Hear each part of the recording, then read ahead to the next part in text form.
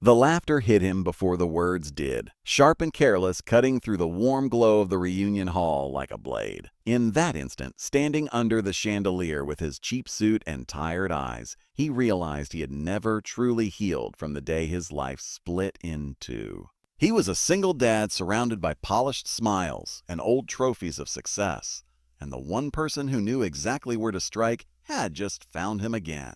If you believe in kindness, second chances, and quiet strength, take a moment right now to like this video, share it with someone who needs hope, comment your thoughts, and subscribe to the channel, because stories like this are reminders that dignity can rise from the deepest humiliation.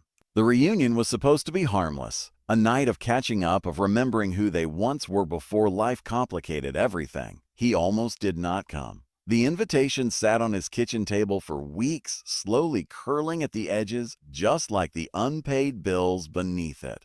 But his daughter had insisted, with that gentle confidence children have when they believe their parents are invincible. She wanted him to go, to wear the suit he only used for parent-teacher meetings, to stand tall and remember that he mattered beyond packed lunches and night shifts. So he came, alone, hands clasped too tightly, heart braced for old ghosts. He felt small the moment he stepped inside. Former classmates greeted each other with loud laughter and confident embraces, their lives neatly summarized by titles and luxury watches. He smiled when spoken to, nodded when asked what he did now, and gave the safe, vague answers he had learned to use. He was a father first. He worked hard. He was doing fine. The truth lived somewhere deeper, where exhaustion and pride wrestled every day, where love for his daughter outweighed every disappointment he swallowed. Then she appeared. His ex-wife looked exactly like the memory he tried to forget, polished, confident, radiant in a way that suggested life had been generous to her. When her eyes found him across the room, there was a flicker of recognition, then something sharper. She crossed the space with purpose, the kind of confidence that comes from knowing you have already won. The humiliation was subtle at first, wrapped in smiles and carefully chosen words meant for an audience. She spoke loudly enough for nearby classmates to hear, gesturing casually toward his worn shoes, his outdated phone, his empty ring finger. She reminded everyone with a laugh how ambitious he used to be, how life sometimes did not turn out the way people planned. The laughter around them grew polite but curious, feeding on the quiet drama. He stood there, face warm, throat tight, thinking of his daughter's drawings taped to their fridge, thinking of how hard he worked to make her feel safe in a world that had not been kind. He did not fight back. He never did. He absorbed the moment the way he absorbed everything else, silently, hoping it would pass.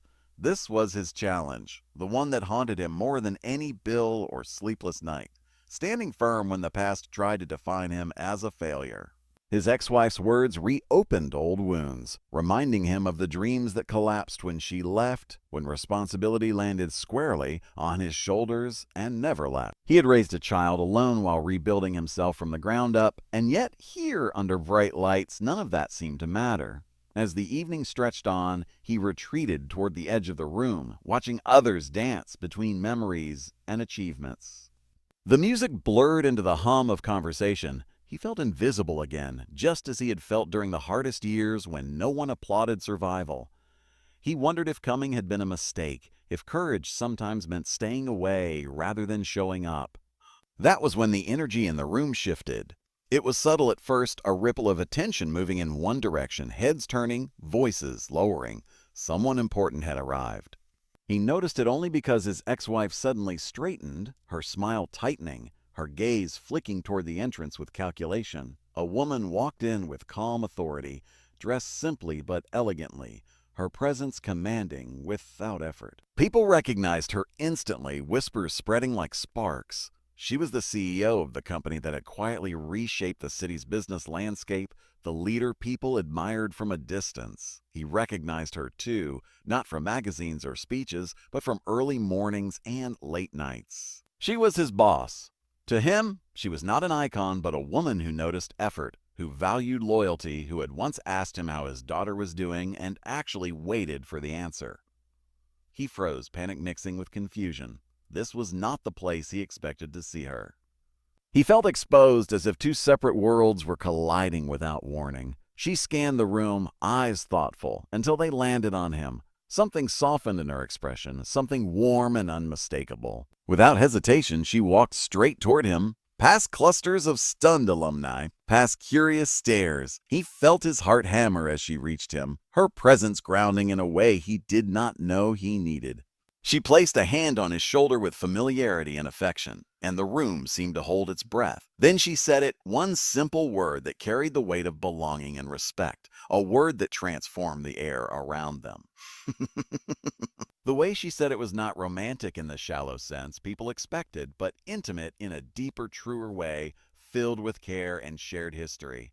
It was a declaration without explanation. The silence that followed was heavy. His ex-wife's confident smile faltered, confusion flashing across her face.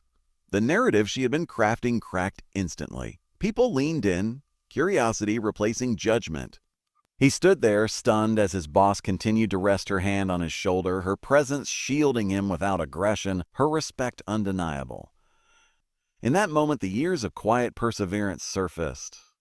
He remembered the nights he stayed late to finish projects no one wanted, the mornings he arrived early because reliability mattered to him. He remembered the way his boss had noticed his consistency, how she had trusted him with responsibility, not because he demanded it, but because he earned it. Their bond was built on mutual respect, on shared values, on seeing the person beyond the role. The humiliation began to dissolve, replaced by something warmer, stronger.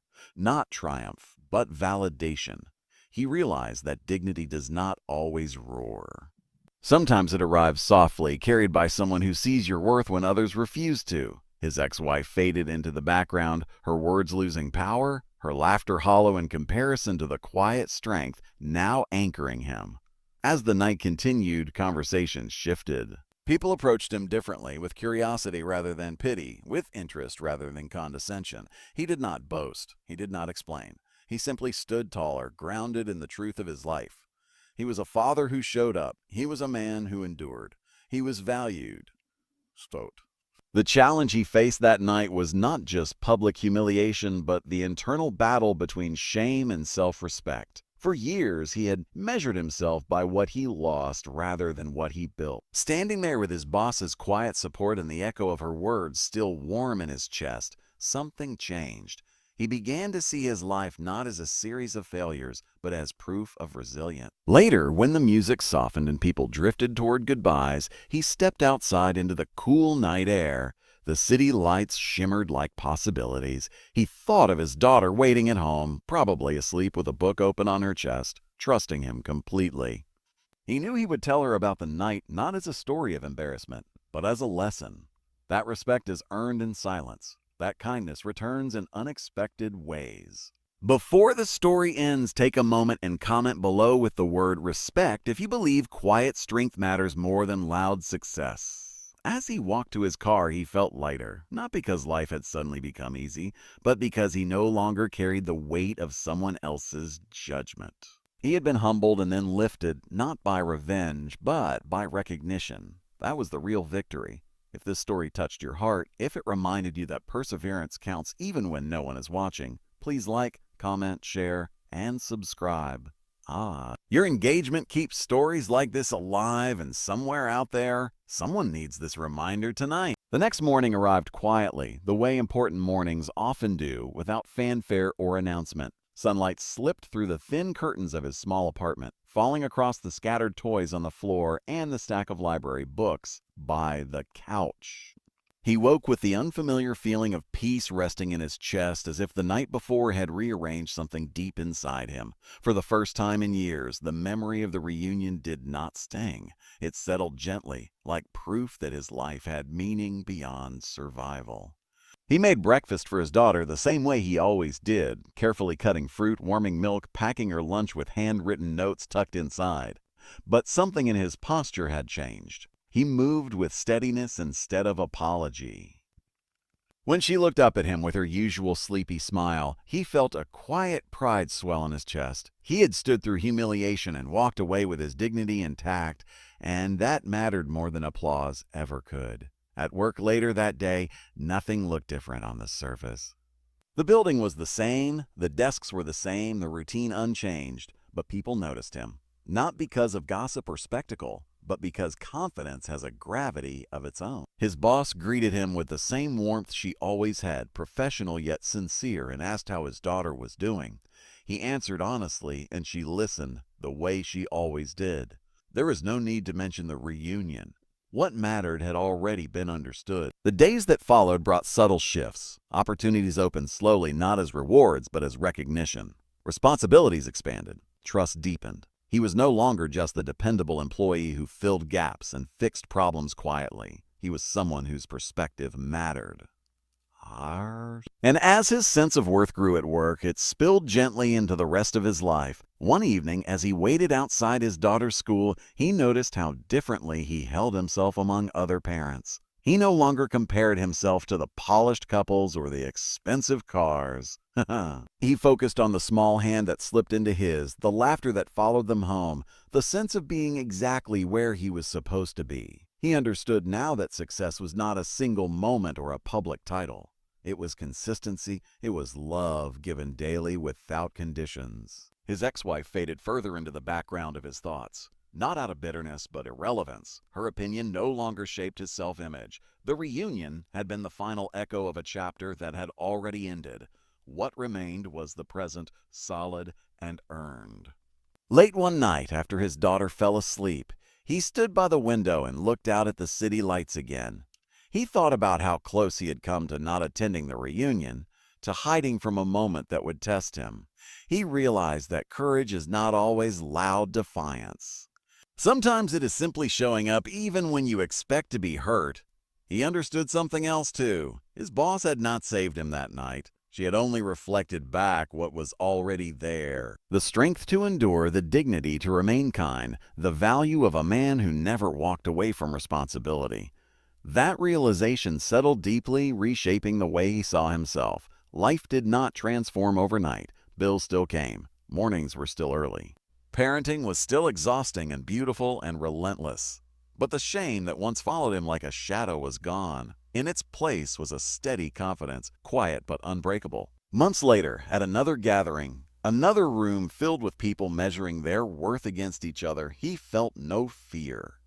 He knew now that the most important audience was waiting for him at home, believing in him without question. And that belief, once fragile, had become his foundation. If you've ever been judged for surviving instead of shining, if you've ever carried quiet strength through loud humiliation, let this story remind you that your moment will come. And when it does, it may arrive softly, spoken by someone who truly sees you, changing everything without needing to say more.